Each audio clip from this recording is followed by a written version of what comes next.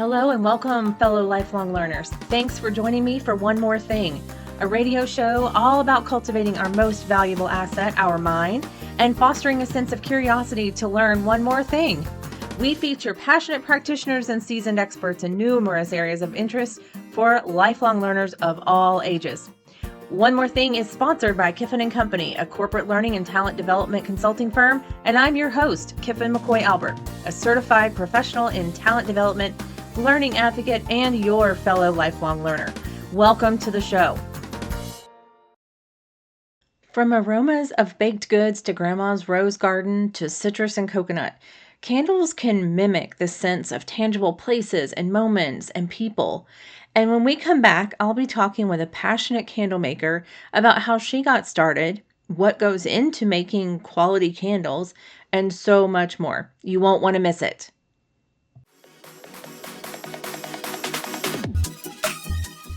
Maximize impact with tailored solutions by partnering with Kiffin & Company. Developing your team is an investment, but it doesn't have to be just an expense. Discover more at kiffinandcompany.com and start your journey to effective learning today. Cathleen Moore is the owner of Wick'd Up Candle Company in Thompson Station, Tennessee. She's always had a love of burning candles for the warm glow they provide, but even more for the way that they make you feel. And she started making her own in late 2019. And with the help of her husband, Jeff, Wick'd Up candles are still being hand poured in small batches. Kathleen is an RN by background and is still working in the healthcare space while building her candle business. She's a wife and a mom, and her family also has now become fosters for a local animal rescue. She is one busy lady, and I am thankful that she's willing to share her knowledge and lessons that she's learned in creating incredibly well-enjoyed candles. Kathleen, welcome to the show. Thank you, Kiffin. Glad to be here. Well, I know that you started making candles in 2019 as a hobby, and I think that you had told me that you started this during the Christmas season of 2019 because you were really just so disappointed in the quality of candles that you had purchased retail. Is that how you got started? That's, you know what, I got one of those kits, like to start off like Bed Bath & Beyond back in the day where they sold make your own wine, make your own candle, and I got a make your own candle kit. And I thought, this is really fun. Number one, I like it. Number two, yeah, I didn't like all the candles you buy at the store. They're like black soot. They never burn right. The smells are really, they were really chemically fake to me. And so kind of being able to make something that I love to use, a product that I love to use, but then just the experience of making it was something that I found really calm. It was very soothing. And so it kind of built from there, from that kit to, you know what, like I'm just going to do this for friends and buying small batch and then larger batch and then larger batch. And so I just kept going. So doing it at Christmas, you kind of thinking this for yourself and for gifts, but then how long after that did Wick'd Up become a business? Not very long. So I think it was the 1 year later when I was making a lot of tins at that point. So keeping it in a 4 ounce and an 8 ounce tin. And I decided, you know what, I'm just going to put it out on Facebook, making this tins. And if I sell the tins, then I'll create an LLC and I'll make it into a business. And thank goodness I sold all the tins that year. It's been a journey since, with the evolution of creating the name, the website, the actual product line. What was I going to have as my core line, and then building from there. You beginning with those tins as the vessel, and then how many do you think you made that year in those 4 and 8 ounce tins? Maybe 100. Okay, so I mean a good amount considering being just a hobby, and and that you sold out. That's pretty cool. And then so now, what vessels do you use? So currently I am selling in a 9 ounce jar, and then my husband, That's glass, right? My glass jar, and I've evolved. I did a clear jar. Now I'm using an amber jar because I like the warmth of it. But everybody sells jars. Everybody sells tins. So I wanted something that was different. So I told my husband, hey, I like organic. Name of the company is Wick'd Up, and that's purposeful for upcycle. So I like things that can be reused, and or I like to pour in other vessels that maybe weren't created to be a candle vessel. Hand it to me, I'll pour it. So I wanted something that was really organic and could be reused. And I like concrete. I think it's just something that looks good in everybody's decor. Looking at your backdrop right now, it would be gorgeous back on the ledge behind you where they've got some candles, I think, in glass. Like concrete would look beautiful there. It would look just as beautiful in this cabin behind me. So my husband figured out how to make these concrete vessels. So predominantly I am moving to concrete. I'm thinking about another organic material that I can use, but haven't decided exactly on what yet. But I am going to phase out my glass and move to other organic materials that we can make in-house. So things that will truly be one of a kind that you can't get anywhere else. Oh, very cool. And you just said it be made in house. So whereas you purchase the glass jars to be used, obviously that makes sense. But with the concrete and with other materials that you're considering, it's all stuff that you will actually make the vessels themselves, as well as the candles that will be in it. That is the goal right now. That's on the thought process. Yeah, that's very cool. That's definitely something different because some of the major candle companies that you know of that are even good quality ones, yeah, they're almost all that I can think of in glass jars. Absolutely. And they look gorgeous. However, you can't reuse glass for a candle. You can reuse concrete for a candle. So that's something that can be refilled and repoured. Glass, you can use for foods. Once it's cleaned out of the candle, people, if it's got a lid on it, they can reuse it for food products or storage for things in your bathroom or crafts, but not for a candle. So ultimately, my goal would be to try to find something that I could re-pour a candle into. That's interesting. I'd not heard that before, or maybe I'm not remembering it, but why can you not re-pour into a glass jar for candles? And you may find people that do re-pour into glass, but it really affects the stability of the glass, the integrity. So your likelihood, when you buy the candle and it's got the danger sticker on there that gives you all the warning about it exploding. And that is a true thing. If you burn candles down too low and the glass gets too hot is when you have the likelihood of having it crack. Once you've poured it, the glass actually starts to become less and less stable. I'm not gonna take that risk and put that on anyone else to re-pour glass. But I'm sure probably there are folks that do that. Yeah, that makes sense. Well, when you think about the process of candle making, obviously a vessel is certainly a big piece, right? You got to have something to put it in. But then what are the other elements to think of? The wax, the wick, the scent? I mean, is that pretty much it or more to it? Well, so those are the elements to think about, yes, because there are a blue bazillion, one of my favorite phrases, a blue bazillion different types of waxes, and then you can blend the waxes. So not only can you use beeswax or paraffin or soy or coconut, but you can apricot, you can blend them together, and then all sorts of different wicks, all sorts of different scents. But the biggest variable in the element is all the science behind it, which I always tell my husband, thank God he is good with numbers. He's good with science because I am not. And had I realized with my kits, I was doing really straightforward, kind of following instruction candle pouring. But then once I got into it, there is so much to do with the percentage of fragrance, if you're going to mix and blend the waxes, if you are going to, depending on the size of the vessel and the shape of the vessel, depends on the diameter and the different types of wicks that they use. All of those affect the burn time. All of those affect the scent, the hot throw of a candle. So there is all of these different variables that you have to keep in mind and that you have to play with. So it is not as simple as here's the wax, here's the wick, and here's the scent, and then here's a candle. There's a lot of playing and experimenting again and again and again to get a candle that you're proud of. Gotcha.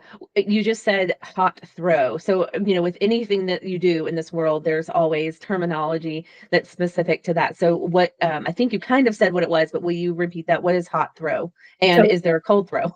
Yes, there's cold throw and hot throw. And hot throw is when you light the candle, it's the scent that it then emits. Cold throw is when you're walking through the shop and you walk past a unlit candle and you smell the candle with no heat. And some candles have a really strong cold throw and not a strong hot throw. Sometimes it's exactly the opposite. And sometimes candles have both. And so there's so many different elements that go into that. And different people like different types of throw.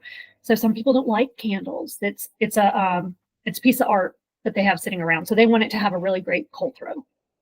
So there's not really a better or worse. It's really kind of dependent on how you're going to use the candle. Correct. Yeah, people have candles that have been sitting on ledges for, months, years, and it's literally just something that they have up there as another piece of art. Yeah, we literally have, I bought these 2 candlesticks. They're absolutely gorgeous. And candlestick is a very misnomer, I think, for these things. They are, I don't know, 2.5 feet tall, beautiful things. I'll have to show you one, but anyway, I have them on either end of our bathtub, and I've had these things for years, and I just loved them. And they have a pillar candle that is, there's like a stake, if you will, a pointed needle thing at the top of it where you can set a pillar candle down on top of it so that it's stable, right? You're kind of putting it on there. So these 2 pillar candles have been on these stands, probably is a better word than a candlestick, for years, and I never lit them because they were just pretty on the bathtub, right? And I came in after my husband had showered one day, and I was like, what is that smell? He goes, oh, I just blew out the candle. And I was like, what candle? And I went in there, and he's used these, like, he lit those candles, and my heart just sank, and I was like, wait, what? Why did you like those? And he's like, what do you mean, why did I like them? They're candles. They're candles. Isn't that what they're supposed to be lit? But they weren't. They were pieces of art for you. It was part of the decor of the room. Right. He's like, well, now it'll just be pretty that they've been used, and then you know what? We can buy new ones when they're used up. And I was like, okay, fine. But yeah, you're totally right, because I would have not even considered using those, and he did not even consider not using them. So, I have a beehive. My grandmother, her name was Lillian, but I called her Bee. And so I have a beehive candle that I've had for maybe 25 years that sits on a chest in our bedroom. And I don't even think about it as a candle anymore. To me, it's just a piece of decor that sits up top there. But every time I dust it, I think, oh, it's a candle. I should burn this at some point. Yeah. Well, and also I actually have one of your candles, one of your original clear jar candles. So that's probably 3 years old now, at least. And it has maybe maybe a ½ inch left in the jar. It's what is that? Those jars were they 8 ounces? They're 9 ounces. 9-ounce jars. So I have probably less than a third of it left, but I use it I don't light it and burn it. I use it on a warmer. I think the warmer is actually made for a coffee cup, but whatever. And so it warms up the candle, melts the candle, and lets it emit the fragrance. The hot throw. It is absolutely, the hot throw is delightful. It's such a good way to use a candle. I always recommend for families that have young kids or pets, anything that you would think you'd be at risk for fire. I use the coffee one as well. They make really nice ones that are specific to candles. But yeah, it's a great way to still get the scent and not have the risk. Yeah. So talking about scents, so the one that I have on the warmer is your Eva's Pralines, which is I've smelled quite a few of your scents, and it's one of my favorites. I'm going to talk about another one in a minute, but that is one of my favorites. So how do you choose what scents to use? And I know that you try to use things that are more environmentally friendly. I think that's the right word, safe. So how do you choose the type and then literally the aroma that you want to use? And so the making it environmental friendly, and I get this is probably my number one question that I get when, and I do sell, I've got a website, but mostly I sell at markets, craft fairs, because we are a small batch. We do not produce large amounts. It is a very laborious process to create every single candle. So I'll be at craft fairs, markets, etc., and people will say, do you use essential oil? And my solid response is, if someone is telling you that they only use essential oils in candles, again, they do not, the smell evaporates almost immediately.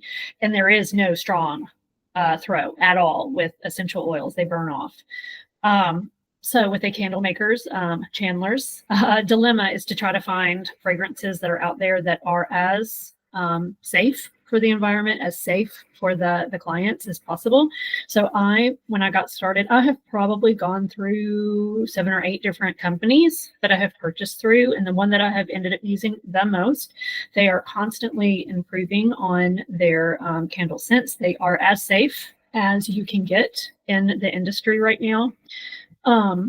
And they have started incorporating some essential oils back into their products, which I do like. It can help, but it does not give you that big throw that you need. And clients, customers really do enjoy having the essential oil in there. I think just because we love essential oil so much, I do. So that's taken me quite a long time. The actual scent itself, and you probably set me out talking about Eva's pralines, but I went into the business because one of the reasons is because when you smell things, it is our strongest tie to our past.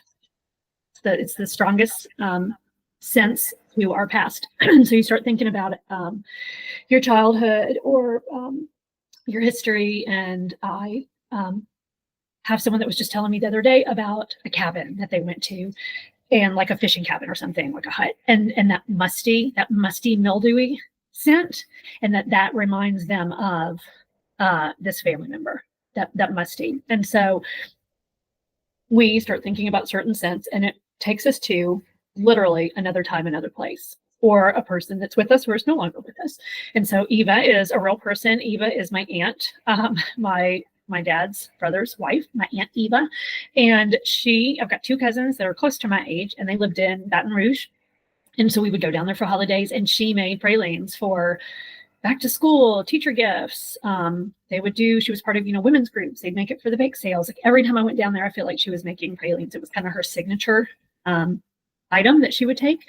And so her house smelled like pralines to me all the time. So when I make that scent, it reminds me of not only her, but it reminds me of my cousins. It reminds me of travel. I mean, there's so many things that it takes me back to. So I try to pick scents that are meaningful to me in some shape or fashion. And I have not produced any candles that aren't significant to me. I don't make candles just because I think it's going to be popular. I lie, except for one. And I make one because I've got two girls, and both of them wanted me to kind of make a dupe of a scent that's pretty popular out there. And so I did make that dupey scent. At Wick'd Up Candle Company, we believe your candle experience should be as luxurious as it is relaxing. Our high-quality artisan candles offer long burn times, rich scents that linger throughout the burn, and safe ingredients for your peace of mind. Say goodbye to lopsided messes, soot, and fragrances that fade too soon. At Wick'd Up, our small batch candles are crafted to burn beautifully, fill your space with indulgent aromas, and give you a sense of serenity. Candles should do more than just light up a room. They should elevate your experience. Every moment with a Wick'd Up candle is one to treasure. Shop our selection of candles at wickedup.com. That's WICKDUP.com. Shipping is available and affordable. Also, follow us on Facebook and Instagram. Wick'd Up Candle Company, a little luxury to indulge your senses. I've been a customer of yours since I think at least 2020, I guess, not long after you started. And so Eva's praline, definitely one of my favorites. But another one that I wanted to mention, so you were talking about how scents can take you somewhere or whatever. You had one, and I think you still have it, called Into the Woods. Is that the name of it? Yes. Right. Yep. Into the Woods, which smells like a Christmas tree. And I bring this up because in 2022, it was a very, very rough Christmas at our house, and didn't do a lot of Christmas decorations. I had been through several surgeries and whatever. It was a very rough Christmas and was feeling so down. And I remembered that I had that candle from you. I don't think I'd even burned it yet at that point. And I lit that thing, and I'm telling you, it made my Christmas because it had that aroma of having a real tree. It had the warmth to it. Oh my gosh. I mean, I'm not kidding. Like it really did help me get through a really, really tough Christmas season. And so I had used probably about half of it. And then I pulled it out this Christmas, and I still have it in my living room. And so I'm still burning it on occasion, even though we're past Christmas now. I feel like it's a winter scent, regardless of Christmas. You know what? I agree. And I have a huge vessel that my mom got me probably 5 or 6 years ago. It's huge. It's like 7 inches around. And so I pour my own candles all the time. So I poured into the woods in it, and it's so big. I could not figure out how many wicks in the diameter. So I ended up just poking holes and just shoving wicks. I have like 9 wicks in it. Janky. That's my janky candle making. But so when I light it, it's like, with the scent, and it is so strong. I can smell it everywhere that I walk around my living room. But I chose that scent because we moved to a fake tree, and it does not smell, to me, it doesn't smell like Christmas when you don't have a real tree. And so to me, that scent that's Christmas. That's a holiday for me, which is why I started making it. Yeah. I love it's. Yeah, that's awesome. I love it. Yeah, and we had so many people come over to our house this year during the holiday season when I would have that going, and then a simmer pot, because I'm a big simmer pot girl. And so between the simmer pot in the kitchen and the Into the Woods candle in the living room, people would be like, "Your house smells so good." Did anybody look around for your real tree? Well, it was even before we had our tree up. I think I started burning it. So yeah, pretty funny. Well, so we've talked a little bit about the scent. I want to go back to the wax for a minute. So with the wax, so this past holiday season, I did a bunch of DIY stuff around like some spa bath products, and one of them I did was a lip balm, and I wanted to do it vegan. So instead of beeswax, I used Canaba wax, and I looked up and learned a lot about that when I was kind of in the process of it. Same kind of thing. I decided it was not a business that I would want to get into because it was a real pain, but that made me think about that with the candles, and you saying that you can mix waxes and trying to choose the right ratio and all that. So how have you determined what you wanted your candles to be? So that was really easy for me. Is I wanted mine to be 100% soy. It's and why is that? Environmentally, it's a great wax to use. Number 2, it has great throw, both cold and hot. The biggest thing on soy, it burns clean. The biggest downfall of soy is it's an ugly wax, is it's really imperfect. It does not have that high end. You go into, a high end candle that's got that beautiful, just smooth top to it. That is not soy. Soy is imperfect. Soy has bumps and lumps. And can I heat gun it to death to make it look like it's got that really beautiful top to it? I can. Takes a lot of time, takes a lot of energy. So I've really almost embraced the fact that when you've got an imperfect looking candle, which once you burn it, they're all imperfect looking, then you have a really high quality. And I don't color any of my candle waxes either. So I knew I was never going to put any color in it. So I didn't have to take that into effect of what would hold color well. I knew I was never was going to go into color at all. So the only other wax I have used is I've used beeswax, because I decided to do some citronella. Tennessee, we got a lot of bugs going on here. So some citronella, but soy is really soft. It's a soft wax, so it melts very, very quickly in sun and or with heat. Not viable for a outdoor citronella candle. And so I needed something. I didn't want to use paraffin. So my choices for something that would really give it some great stability and strength and not melt were beeswax and or the paraffin. So I decided to go with beeswax. We have a lot of local vendors that ultimately I decided that I could reach out to. I didn't at first, so I've bought my beeswax online. But that's the goal, as I continue to if I continue to move into the citronella. But the concrete vessels are a beautiful citronella vessel to use. Nice. Well, I love that you have luxury candles, but you're not trying to do all the things that almost make it fake luxury, that, you're letting it be imperfect because you're using high quality, and that's what's important, not the finished faux, the veneer look. Yeah. And so I think that's really a cool thing that you've done.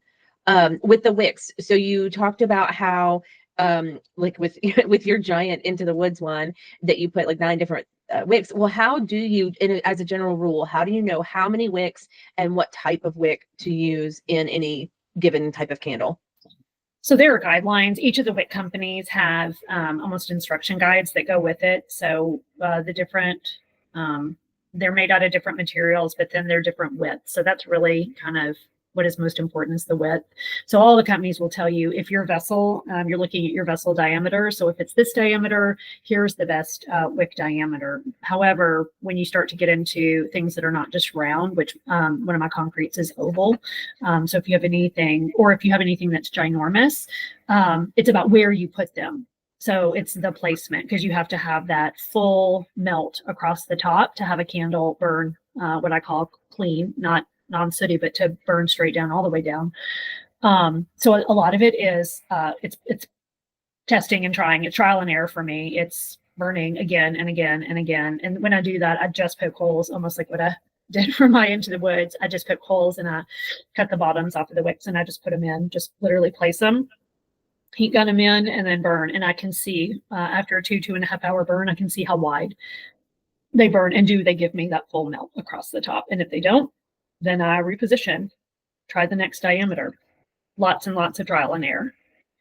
Gotcha. So between the trial and error, a little bit of the art of it, and then the science of it, you've really put a lot of effort to determine how best to do it. So for someone who might want to get into candle making, if they want to get into it as a business, that's a whole different thing too. But even just someone who wants to get into candle making for their own, which, by the way, let me back up a second, because I think you said that the word for a candle maker, they're called a chandler. A chandler. Those of us who were from the Friends era, I love it. Exactly. But so if somebody wanted to get into it from more of a hobby, make their own candles, what are some of the resources that you would suggest for them? Yeah. Is it just a YouTube kind of thing? Is there books? The main way I learned, and this is funny, my dad got a 3D printer for Christmas. My dad is 82. However, he comes from a machinist, tool and die background. So he's really, he's got that skill set, but 3D printers are out of all of our norms. And he said, what should I do? And I said, yeah, YouTube, I love, but a lot of time YouTubes go really fast for my personal taste. Now that we have Facebook, when I started candling, I joined probably 15 different Facebook candle groups. And that is where I personally learned the most. That was kind of my social media at the time, was just scrolling through, looking at the different posts, and someone would say, hey, have you tried this type of wax? And, the threads on them would be 100 deep. And so you just get in and you start seeing what people say. And you start seeing who lives in my area, who lives in my temperature zone, who lives in, because all of those things are factors. And so you start seeing, who do you have the most in common with? And then you write down what are the companies that they recommend. You write them down and you start, searching, and you order a small batch from them. And you just keep playing, and you take a book.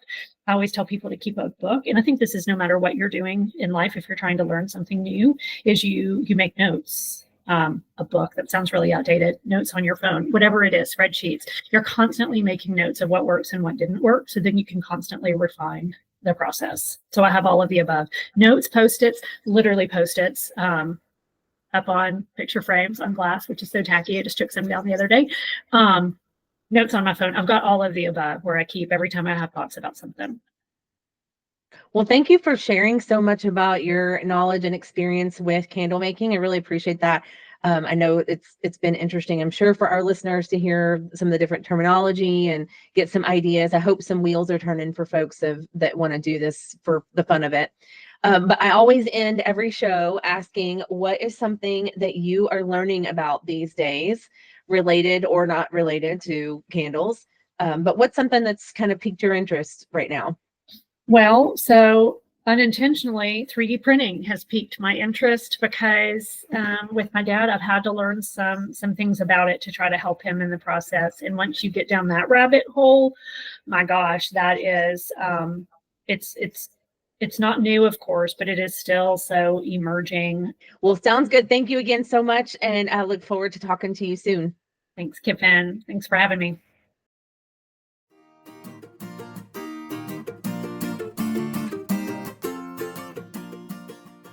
Since my conversation with Cathleen ran a little long, I will simply leave you with this tieback. So many aspects of workplace learning are both an art and a science. If we use the science as parameters and are creative to finesse the learning, especially based on the learner audience, our outcomes are likely to be much better than using either the science or the art on its own. You've been listening to One More Thing, a radio show on the Power Me Up radio station on iHeartRadio.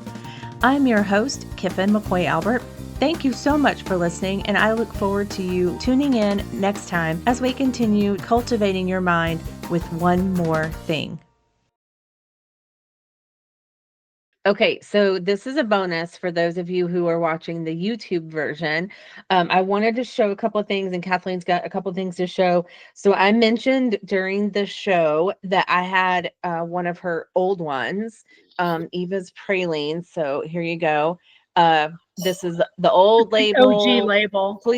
clear glass, but you can see it's liquid because I've had it on that warmer. So, and y'all, I mean, this candle is what we said, at least 3 years old, and it still is so fragrant. It's amazing. And then another Eva's Praline that I've been saving. It's in the amber glass that The new label. that she is using now. With what? With the correct label, with the with the correct label.